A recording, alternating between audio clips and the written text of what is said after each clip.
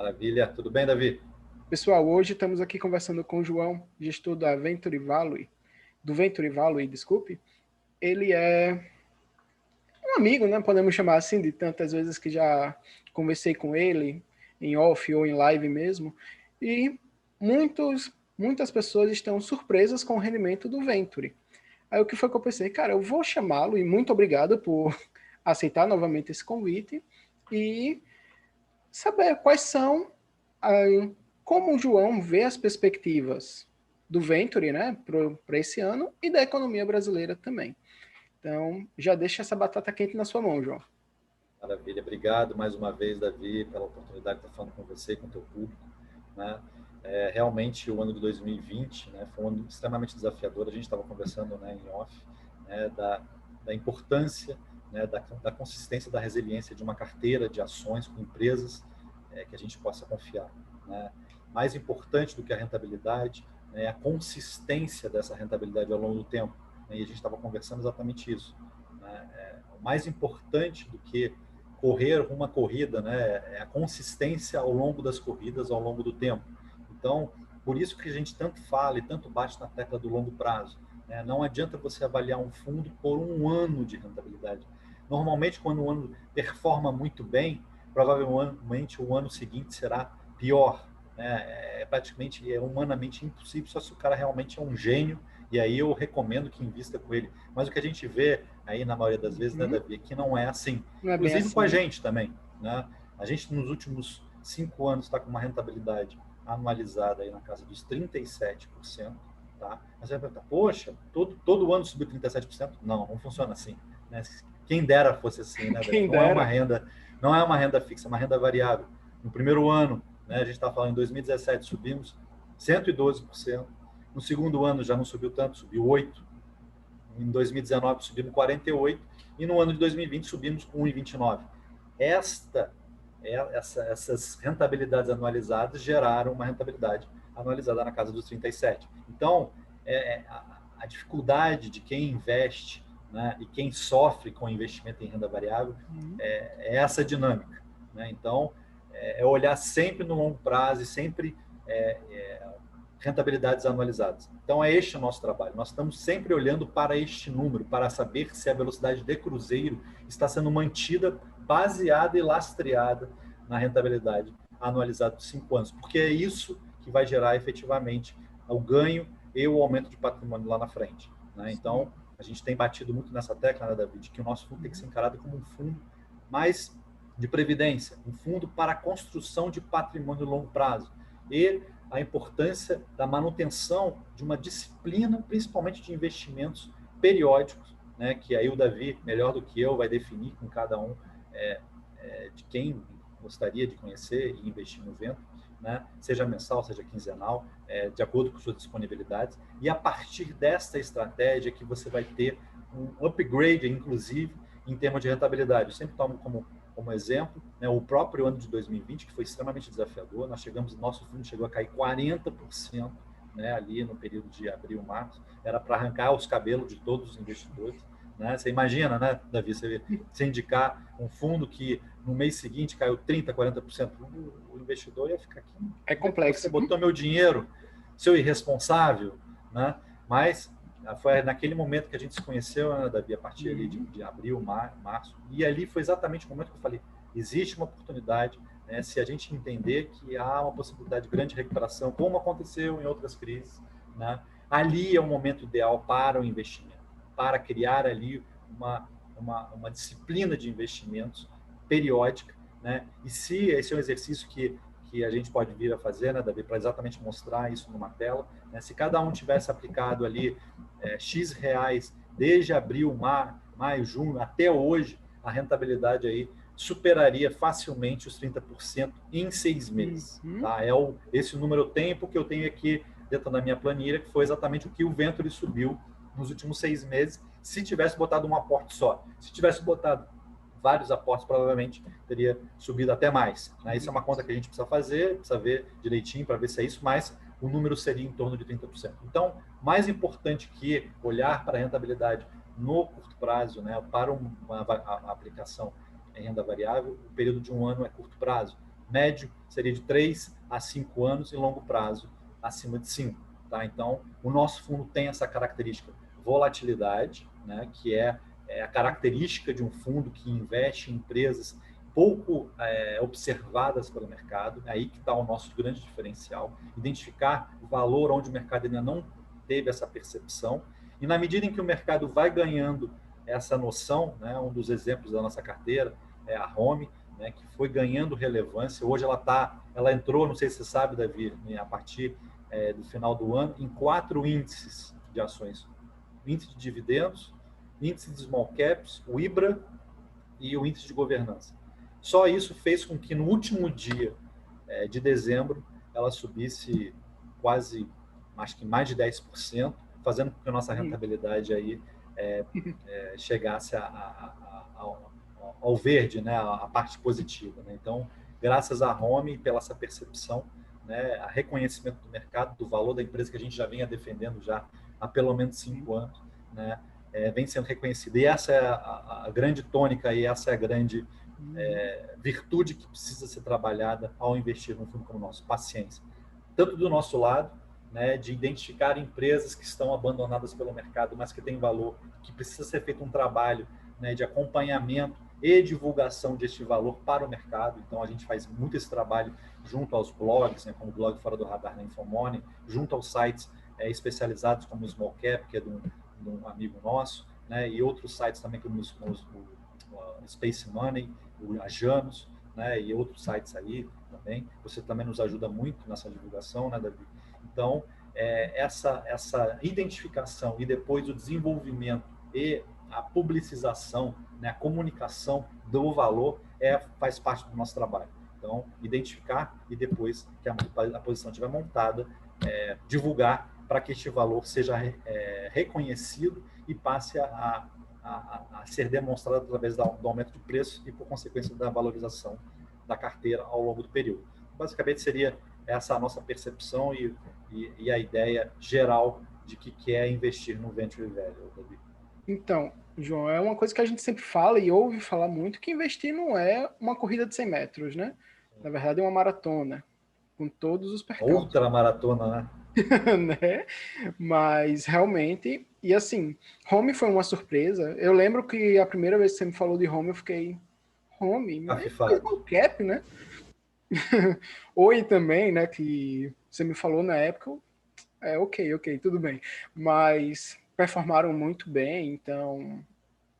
Agora também tem uma Profarma, tem a própria Metal Lab, que ainda está em processo de recuperação, a Marco Polo, a Tupi, fundamentalmente a Tupi, né? São empresas que têm aí um potencial de performance espetacular, e a nossa expectativa para 2021 é que elas arrebentem, né? A Oi, acho que, como você mesmo falou, a coisa está ficando muito evidente, né? O valor que estava escondido, que ficou muito, vamos dizer assim, nebuloso por conta de todo o processo de recuperação judicial, né? Agora está se demonstrando e ficando muito óbvio. E aí, quando o mercado percebe, é o que eu chamo, começa a catar cavaco, né? Começa a correr para tentar compensar o prejuízo de não ter comprado papel lá atrás, e aí potencializa ainda mais o movimento de alta. Né? Mas é exatamente essa percepção do mercado que eu quero saber. Como é que João enxerga que será 2021?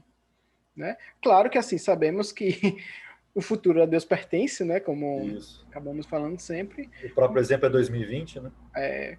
Mas é sempre bom imaginar como podemos estar, né, lá na frente.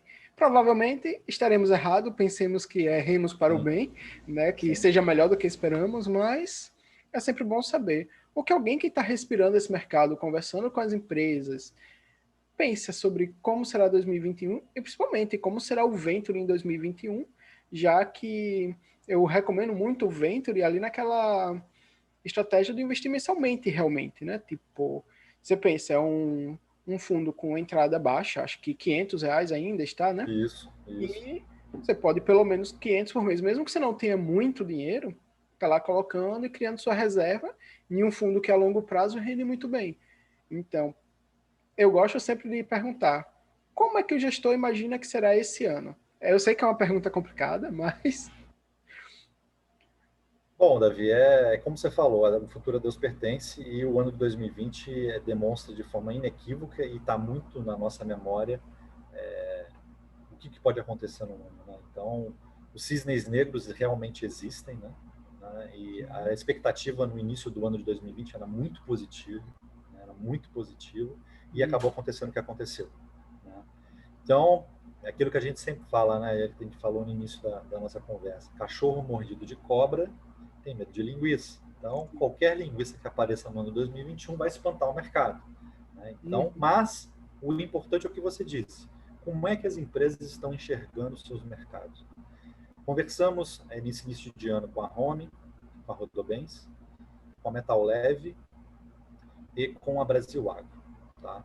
As empresas de cada um dos setores, né? As empresas, principalmente do lado industrial, estão identificando realmente uma demanda muito aquecida, né, nesse último trimestre, quarto trimestre de 2020 e agora início de 2020 segue essa mesma tendência muito forte, uma espécie de tirar o atraso dos 2 trimestres, principalmente o segundo e terceiro trimestre de 2020, que praticamente foram inexistentes em termos de pedidos. A indústria está correndo atrás, né? Se você comparar crescimento mês a mês em relação ao ano passado, já está vendo crescimento em relação a 2019, desculpe, já está vendo muito crescimento. E por efeito estatístico, quando chegar no segundo tri, a pancada vai ser muito grande, porque foi zero. Então, se você tiver qualquer manutenção de crescimento no segundo, no terceiro trimestre de 2021 em relação a 2020, o mercado que tem memória curta vai ver um crescimento brutal. Sim. E isso pode gerar um efeito, uma euforia no mercado. Uma euforia que, de alguma forma, vai ser baseado principalmente num crescimento real, né? Porque ele vai estar, na realidade, o certo é você identificar que o ano de 2020 foi um ano com um trimestre a menos. Ali você vai entender efetivamente o que foi o ano de 2020.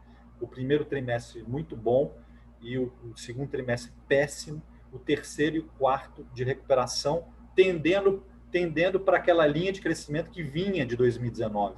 Muito bem, né? E, de alguma forma, essa é a nossa percepção. Que esquece 2020, que 2021 seria o 2020 que não existiu. Tá?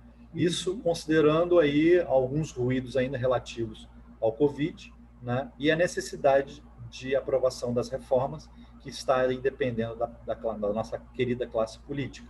Tá? Mas eu acho que à medida que o tempo passa, isso vai se tornando cada vez mais urgente, né? Eu acho que há uns fatos, principalmente aí como a saída da Ford do Brasil, que é uma coisa que as pessoas alardeiam muito, mas já vinha sendo planejado isso há muito tempo, muito tempo. Tá? Só que as pessoas pegam, olha aí, tá vendo como esse governo não presta?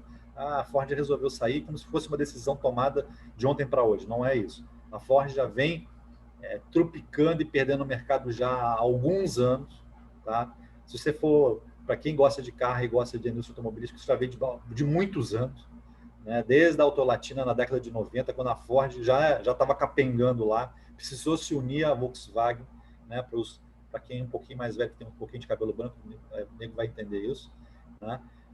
Ali, naquele momento, a Ford já vinha mal. Né? E precisou se unir à Volkswagen para não sair, não sumir do mercado. Então, ela vem, de alguma forma, tentando se reerguer e não conseguiu, e aproveitou a oportunidade desse aumento de custo, principalmente de dólar, né, para sair do Brasil e focar em produtos de maior valor agregado, que é o que ela não tinha aqui, que era a Ford Ka e a EcoSport, que tinha um baixo valor agregado.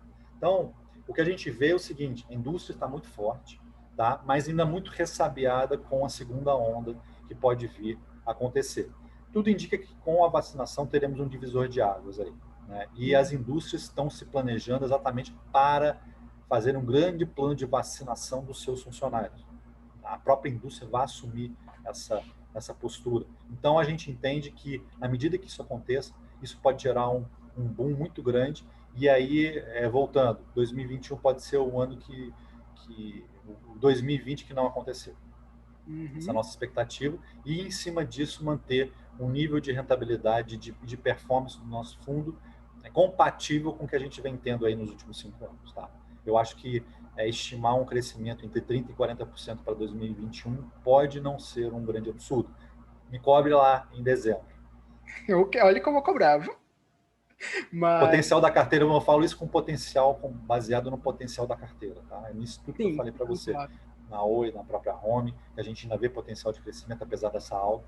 Tá? A gente acredita que o target price da Oi esteja entre 23 e 25 reais, que daria mais ou menos aí uns 30% de alta, que é o principal papel. A Oi, R$ 3 para a gente é agora, em janeiro, podendo chegar no final do ano a 4, 4,5, quem sabe 5, tá?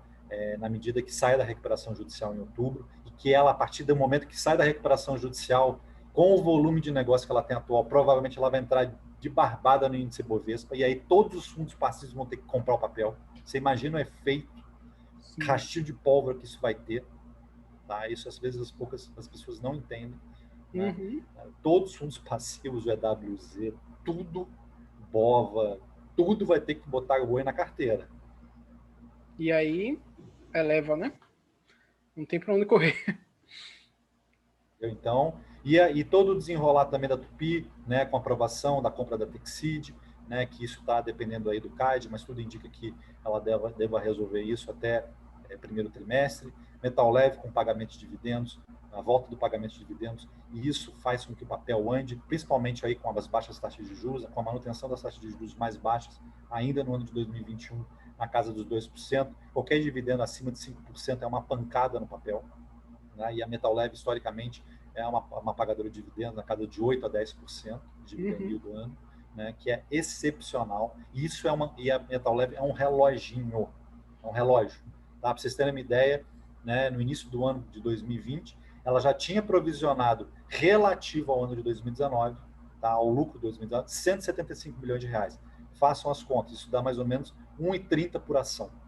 Tá? A ação está R$ 20, isso 5%. relativo a 2019.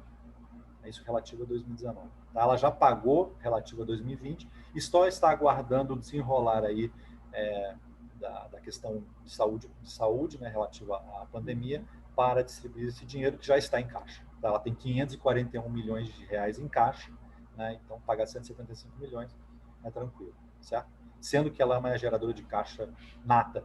Então, a Profarma também é outra empresa que a gente acredita muito, né? É um negócio que está se desenvolvendo, que parece que eles entenderam finalmente como é que é o modus operandi da abertura de lojas, principalmente de farmácias populares, né, associadas a um modelo integrado, né, de distribuição, e vai fazer com que a empresa também performe muito bem, e é um dos principais upsides da nossa carteira. Então, esse cômputo geral, somado às empresas que a gente tem ali com maior liquidez, como Vale, Gerdau, Itaúsa, né, que ainda está muito defasada, né, tem muito potencial aí para subir, e outras empresas aí comprando essa carteira, a gente entende que essa meta aí de buscar entre 30% e 40% de rentabilidade no ano de 2021, se tudo correr bem, né, Davi, é bem factível. Tem o Tá? si, né?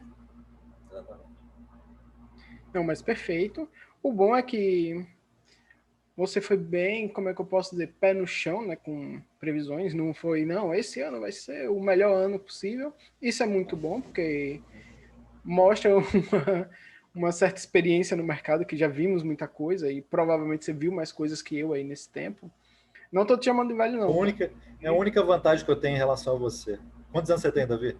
30, Eu tenho fechado. 46. Eu só vi 16 anos mais coisa que você. Essa é a única vantagem que eu tenho em relação a você. Em termos de inteligência, você está anos-luz na minha frente. Olha, mas então, bom, João, primeiro eu agradeço muito, muito mesmo, novamente, você ter se disposto a conversar isso É um aqui. Eu prazer, queria Davi. realmente saber como você pensava que 2021, né? Que é uma pergunta que todos estão se fazendo, Sim.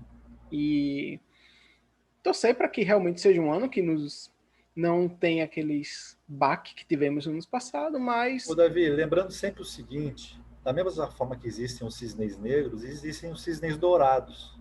São raros, mas acontecem também. Não acontece é também, só coisa ruim que acontece, mas são coisas boas que gerem efeitos positivos não esperados. né? Vamos torcer que seja assim.